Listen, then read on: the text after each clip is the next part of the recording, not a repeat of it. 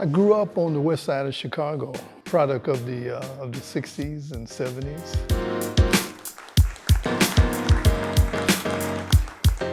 My interest as a kid was pretty much sports.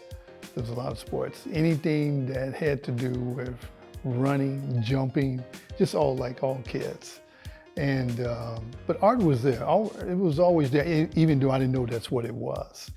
You know, I used to draw a lot, watching my uncles at the kitchen table draw. And I just say, boy, that looks interesting. I want to try to do that. The stick figures, I never did those. But I was always had at least a little gift that I can draw an object and make it look like it. I took a lot of art history when I was in college, but it was like, you know, you take the class and that's what it was. You took the class, you took the test and you moved on. But when I decided to come out here and be a full-time artist, I went back and started studying the 20th century artists. I wanted to know why Picasso was supposed to be a genius, why Miro was good, you know, why Renoir was good. I wanted to really know this. Well, today you would call them social issues. I never thought in terms of social issues. I just thought that it was just interesting to see the way people reacted to different situations, or in case in point, let's take homeless people. How did they get there? I mean, nobody's born to say that I want to be a derelict or I want to live on the streets. No kid says that.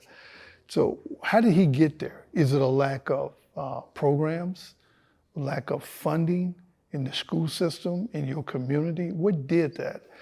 And I wanted to learn how to embrace that and how to, for lack of a better word, how to illustrate that, how to put that forward. And that was my real challenge, because I didn't want my work to come across as being illustrative. I wanted to deal and dig a little bit deeper into my subject itself. Woke Village is the concept and the term that is being used today is different from the term that you and I grew up with. I woke up, you know what I mean? But today, woke, if you Google it, you'll find that it's an association with discrimination, systemic racism, protesting, and that's what a lot of these young folks are saying. They have taken that word and said, stay woke, what's going on? And I said, that's interesting. And I find that my work is like that. It is saying stay woke. When you look at the Defiant Spirit, the pieces that I did where you have a protester looking at a policeman, but he's done in a spirit form. But he is woke. He is challenging this system that he has to function in. So it can mean so many things, but it's a term that is being used today by pretty much everybody, but especially by these young millennials. And just staying alert, what's going on, how can we make it better? And this is done in charcoal and acrylic paint. So I figured out how to mix charcoal with a wash in a paint. Black, gray, purple, orange, all those are still basic colors. They can be primary and secondary colors.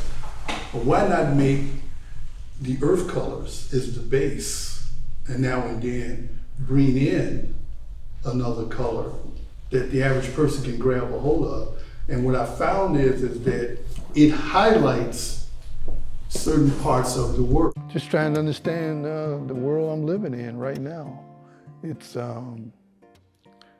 just so different than the world I grew up in, but yet it's not. And I just trying to figure it out. You might say I'm a reporter with charcoal and paper. You might say that that's what I am. But I'm gonna tell you, it's for selfish reasons. It's for me to try to understand myself and my being in this moment in time. What is this all about? Okay, why am I doing homeless people? You know, why do I do people that are protesting? Why am I interested in the way women are being treated as far as having the power of their own bodies and the way they think. Well, I mean, why do I care about any of that? So through art, I could do that. I can actually capture some of those subliminal motions that a person has. They may say it verbally, but you can look at them and tell something else is coming out. And I find that I have the ability that I can capture that, and I keep working at it and keep working at it. And the more I work at it, the more I learn and how to deal with things from an intuitive perspective, to embrace that. And that's something I didn't always have. I learned to trust what I feel as I'm working.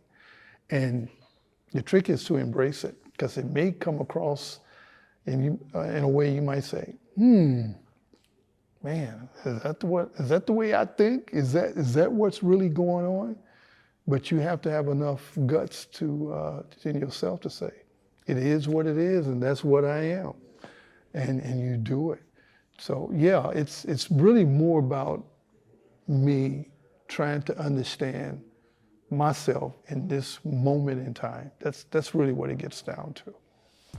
If you ask someone about Jesse Howard 50 years from now, all you gotta do is say, go look at his art. If I'm honest, it's gonna show in my work. You see what I believe in.